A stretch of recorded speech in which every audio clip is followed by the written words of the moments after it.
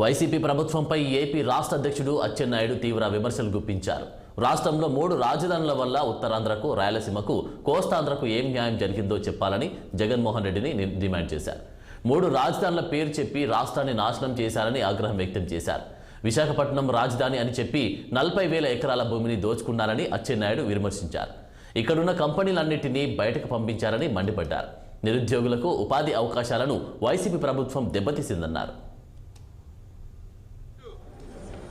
84% పూర్తి చేసాం. రికార్డు మీ దగ్గరే ఉంది.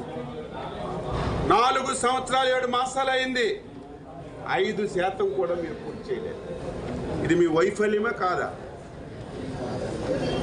ఈరోజు భావనపాడు పోర్టు ఆ రోజు ల్యాండ్ ఎక్వైజేషన్ చేసి టెండర్లు పిలిచి పోర్టు కట్టాలని చెప్పి నిర్ణయం చేస్తే నువ్వు వచ్చిన తర్వాత క్యాన్సిల్ చేసి 4 సంవత్సరాలు గాఢ నిద్రలో ఉండి ఈరోజు మీ మనుషులకు పనుల గురించి